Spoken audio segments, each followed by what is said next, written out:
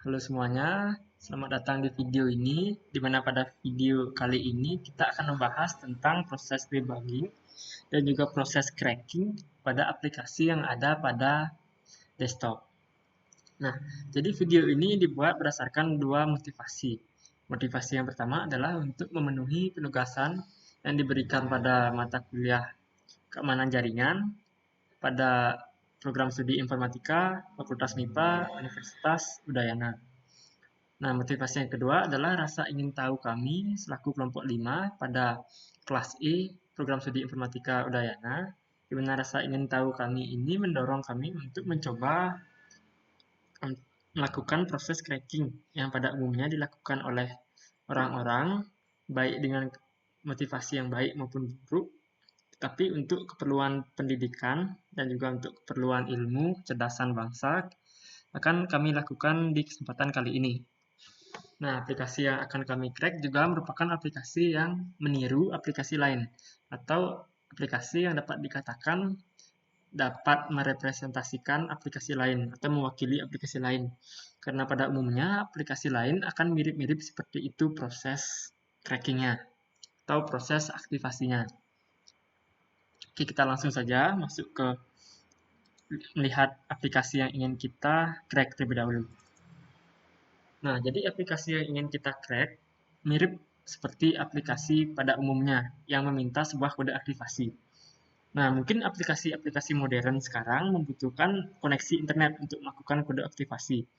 Nah, jadi jika demikian, mungkin proses crackingnya akan lebih sulit, tetapi tetap pasti bisa.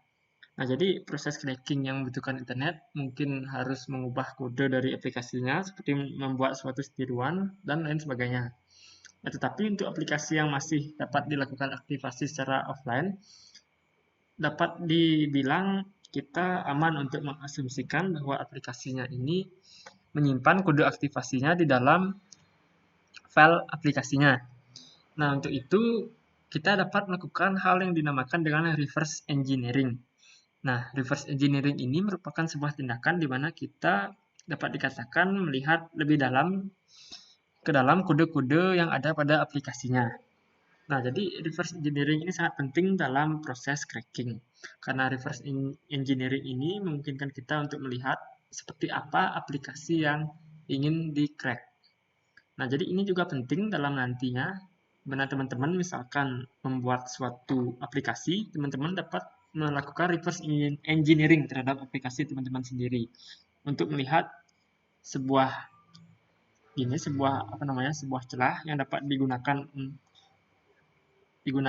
oleh hacker atau lain sebagainya untuk membobol aplikasi teman-teman. Nah, untuk itu tentunya pelajaran ini sangat penting.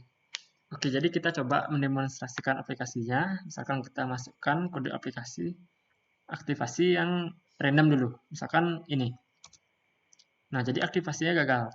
Diberitahu bahwa aktivasinya gagal. Nah, untuk itu berarti kita harus melakukan proses cracking untuk mencari kode aktivasinya.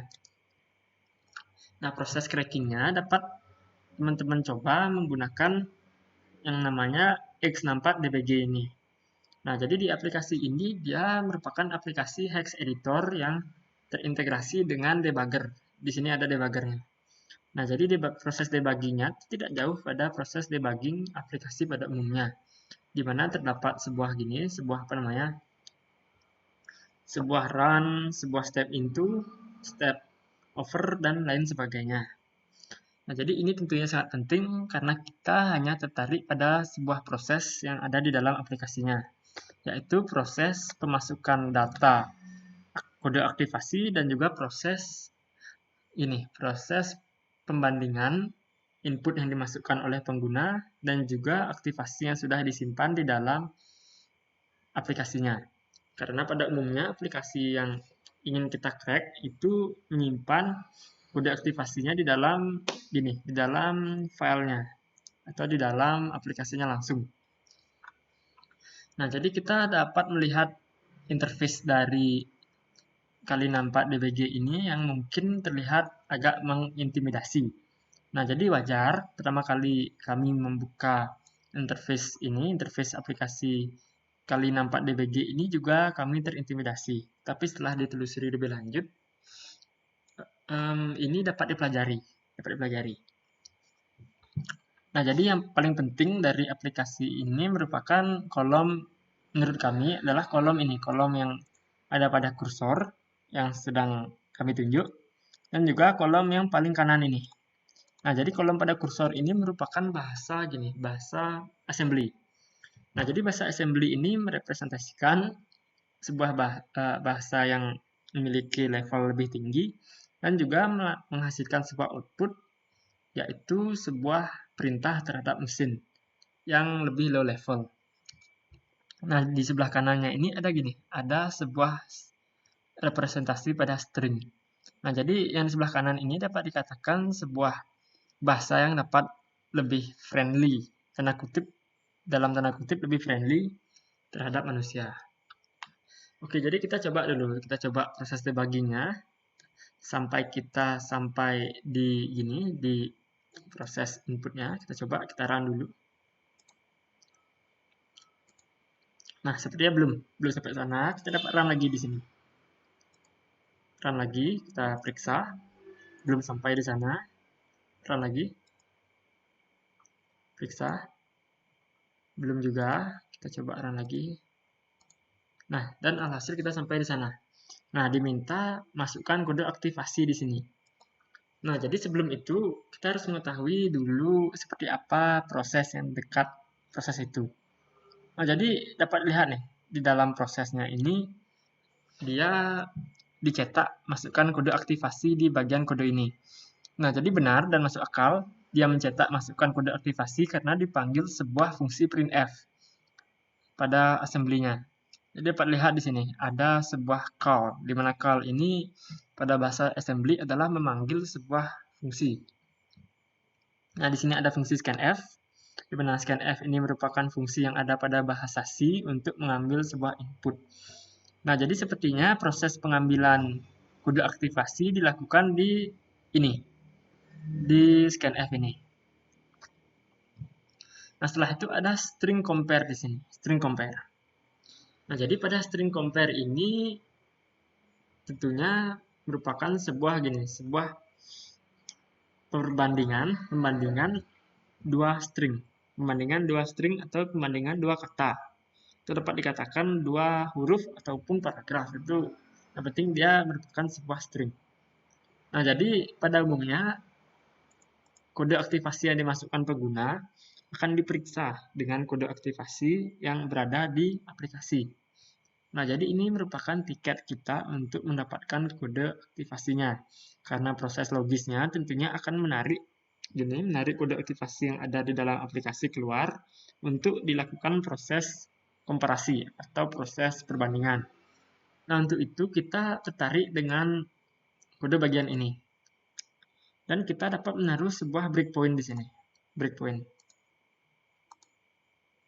Nah, jadi dengan menaruh breakpoint, nanti pada saat kodenya sampai di string compare-nya, akan di pause atau akan dilakukan, dapat dikatakan dihentikan sementara programnya di proses debugging-nya. Oke, jadi kita dapat lanjutkan programnya di sini dengan masukkan kode aktivasi. Nah, kode aktivasinya dapat random untuk sekarang. Ini misalkan di 2D ini random. Nah, dan dimasukkan. Nah, dan kita sampai di string compare-nya karena tadi kita telah menaruh sebuah breakpoint. Nah, jadi pada umumnya proses debugging itu dia berhenti di sebuah breakpoint di sini. Nah, kita sampai di string compare-nya dan dapat dilihat di sini terjadi sebuah komparasi atau sebuah perbandingan di string compare-nya. Nah, jadi perbandingannya dapat lihat di sini apa yang dibandingkan di sebelah sini di FPU nih. Nah, jadi sepertinya yang dibandingkan adalah kata sebuah kode aktivasi ini, sebuah kata itu, dan juga sebuah kata 2D yang tadi kami input. Nah, jadi sepertinya kode aktivasinya itu adalah ini, yaitu sebuah kode aktivasi stringnya. Nah, jadi kita sudah mendapatkan kode aktivasinya. Jadi hipotesisnya merupakan sebuah kode aktivasinya. Jadi jika kita coba masukkan kode aktivasinya, Seperti yang sudah kita dapatkan tadi adalah sebuah kode aktivasi di sini. Jadi jika kita coba masukkan dan ternyata aktivasinya berhasil. Nah, untuk itu berarti cara untuk mendapatkan kode aktivasi dapat dilakukan dengan cara yang tadi. Nah, pada umumnya ini bekerja pada aplikasi yang offline. Karena kalau aplikasi online, pada umumnya kode aktivasinya disimpan di dalam server. Nah, jadi setidaknya seperti itu video dari kami. Kami ucapkan mohon maaf sebesar-besarnya jika terjadi salah kata, disengaja maupun tidak disengaja. Kami sangat mengapresiasi komentar, baik dalam bentuk masukan, saran, maupun kritik. Dan sekian untuk video ini. Kami ucapkan terima kasih banyak.